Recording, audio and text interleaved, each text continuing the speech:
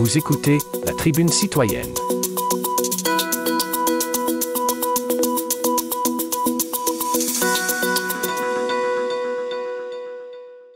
Le Comité permanent des pêches et des océans a déposé son rapport sur la protection et la coexistence de la baleine noire de l'Atlantique Nord. Le document propose 48 recommandations qui serviront à alimenter la réflexion des fonctionnaires et élus du gouvernement fédéral. Marc Hubert a rencontré Lynn Morissette, écologiste marine, qui nous en dit plus sur le sujet. Je m'appelle Lynn Morissette, je suis écologiste marine. Je travaille sur des enjeux de coexistence, entre autres, entre les baleines et les pêcheries.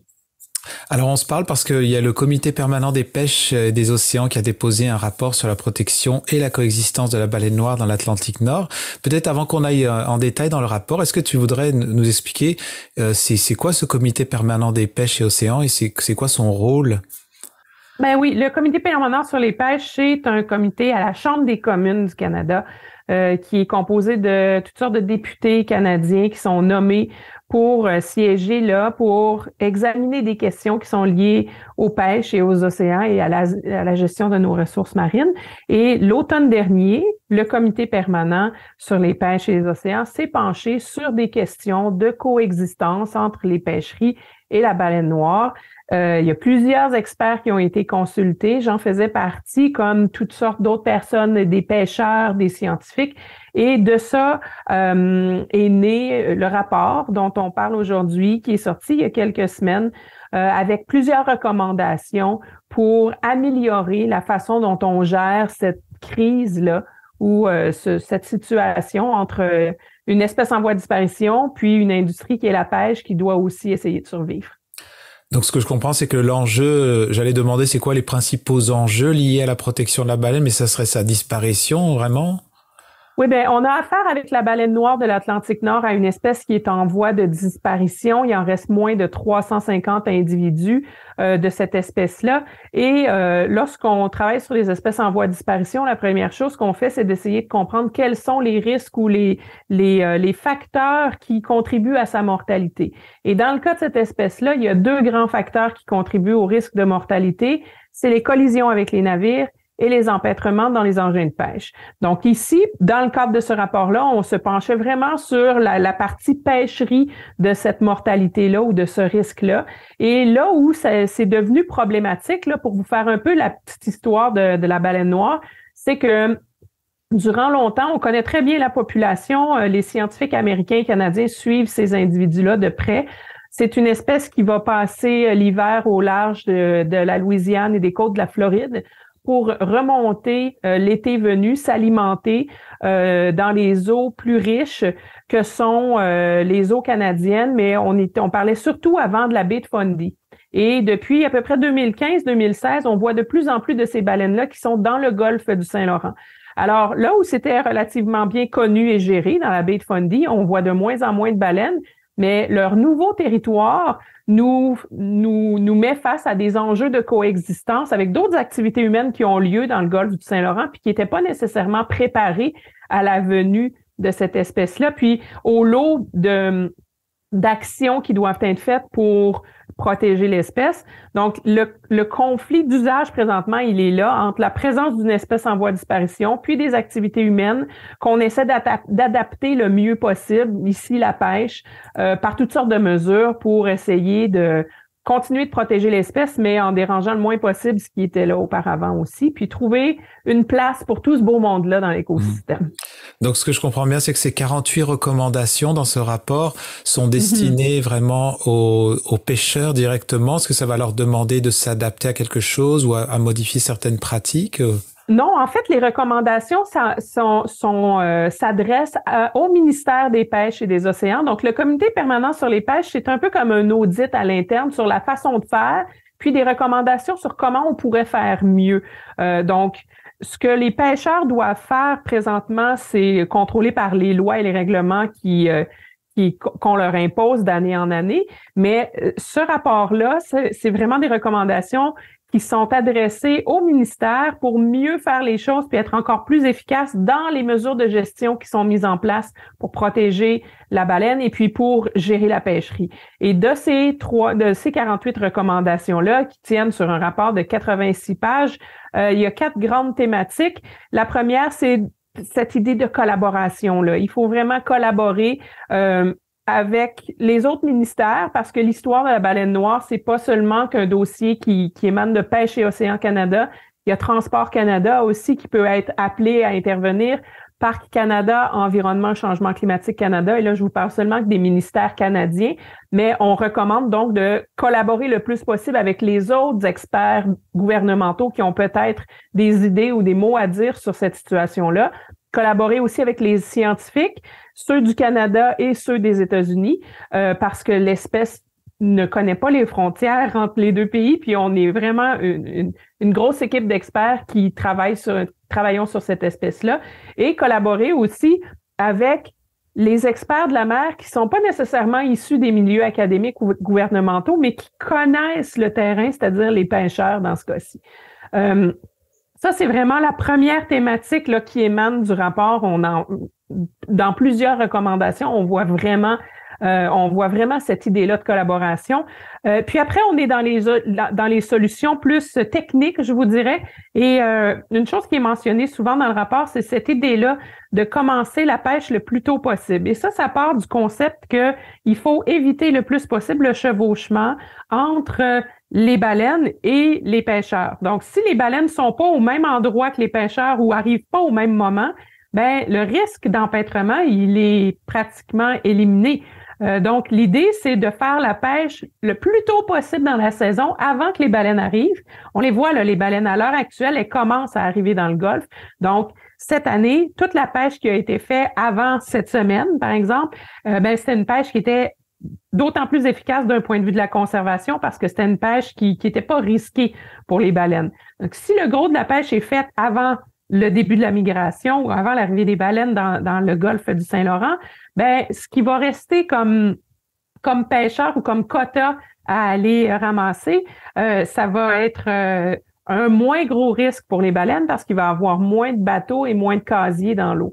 Donc, toute cette idée-là d'éviter que les deux entités se retrouvent en même temps au même endroit, c'est très, très fort dans les recommandations. Et qu'est-ce qu'on peut recommander au gouvernement pour permettre de déclencher la pêche plus tôt? Ben, c'est de leur essor dans la loi de déclarer quel est le début de la date de la saison à chaque année, la date de début de la saison. Et aussi, il y a toutes sortes d'efforts qui peuvent être faits, par exemple, pour aller déglacer certains ports, surtout en Acadie, on parle de Caraquette, Chipagan, parce que tous les pêcheurs doivent partir pêcher en même temps. Donc, ça veut dire que les pêcheurs des îles de la Madeleine, de la Gaspésie et de l'Acadie, qui pêchent tous sur le même territoire qui s'appelle la zone 12, dans le golfe du Saint-Laurent, ben, tant que tout le monde n'est pas prêt à partir, tous les autres doivent attendre. Donc, on peut faciliter un peu ça ou accélérer le processus si on aide les ports qui sont englacés avec des structures de déglaçage pour pouvoir permettre à tous les bateaux de partir plus tôt. Donc, ça, c'était vraiment très, très fort comme recommandation. Sinon, dans les autres thématiques, il y a toute cette idée de c'est quoi le protocole pour fermer des zones de pêche?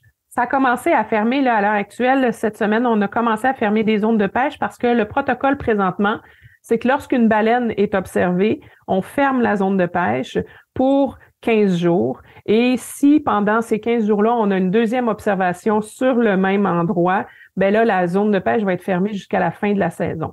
Donc, dans les recommandations, il y en a plusieurs qui visent à alléger un peu cette façon de faire pour prendre en compte, par exemple, le comportement des baleines. On ne voudrait pas, par exemple, se retrouver dans une situation où on observe une baleine à un endroit, ça ferme une zone de pêche, mais c'est une baleine qui n'est pas en alimentation. Elle est en train de se déplacer pour aller à l'endroit du golfe du Saint-Laurent où se trouve sa nourriture. Et dans ce cas-là, on ferme une zone pour 15 jours pour une baleine qui va fermer la zone d'à côté, puis fermer la zone d'à côté, puis la zone qui est fermée pour rien parce que les baleines ne restent pas là. Donc, d'aller dans le détail sur la façon dont on ferme les zones à la pêche, c'est vraiment aussi dans les recommandations. Et puis, combien de baleines ça prend pour fermer une zone? Est-ce que c'est à la minute où on voit une baleine ou encore on attend de voir un regroupement, par exemple, de 3 baleines? Donc, c'est toutes sortes de choses c'est des idées qui ont été mises de l'avant par des scientifiques ou encore par des pêcheurs qui connaissent le terrain. Puis, tout le monde le fait, tous les gens qui ont comparu un peu à ce rapport-là ou à ces rencontres-là qui ont eu lieu à l'automne dernier, ben tous ces gens-là le font vraiment dans les meilleures intentions possibles de trouver des solutions efficaces parce que ultimement, on est dans l'urgence. On fait face à une espèce pour laquelle il reste 20 ans. Donc, on n'a pas le luxe de se passer des idées ou du savoir de personne. Puis, il faut être le plus efficace possible pour permettre à tout ça de coexister ensemble. D'accord. Et pour terminer, comment est-ce que ce rapport a été reçu? Comment est-ce que j'imagine que vous avez déjà des échos de comment c'est perçu, ne serait-ce que par le gouvernement lui-même? J'ai pas d'écho du gouvernement parce que je travaille pas au gouvernement, mais ce qui a été bien reçu, c'est cette opportunité-là qu'on a saisie d'entendre des experts autres que les académiques ou les chercheurs gouvernementaux. Et toutes les idées et les contributions des pêcheurs qui sont aussi des experts de la mer, qui sont dans ce rapport-là, ça a été vraiment bien reçu. Maintenant, il faut pas que ce soit que des beaux mots sur du papier et j'espère que les recommandations vont pouvoir servir à vraiment continuer d'améliorer le processus pour pouvoir sauver ces baleines-là qui en ont grandement besoin, mais aussi essayer de sauver les pêcheries de toutes les communautés côtières de l'Est de notre pays qui ont vraiment besoin, eux autres aussi, de survivre là, dans le contexte actuel. D'accord. Si vous deviez citer comme, est-ce que avec tout ce qui a déjà été fait par le passé, ce qui essaie de se faire aujourd'hui, le défi ou la limite, s'il y avait un défi le plus grand à surmonter pour que ces choses-là puissent se mettre en place, ce serait lequel? Je pense que le grand défi, ça va être l'empathie. L'empathie, puis cette volonté-là de se comprendre.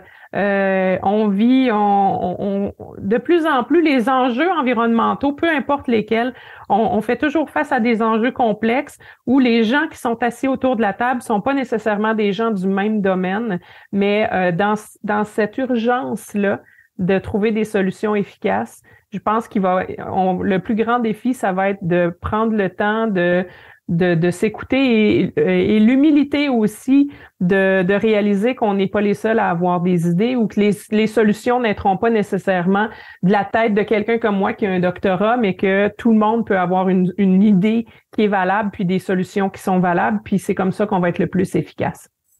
Merci beaucoup, Lynn Morissette, pour votre temps. C'est un plaisir. Vous écoutez la Tribune citoyenne.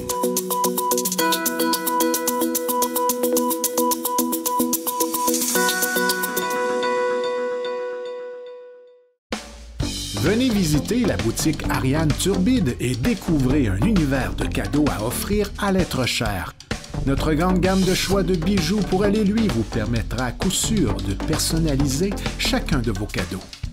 Bijoux en or, en argent, montres et accessoires de toutes sortes et des cadeaux pour les jeunes et moins jeunes.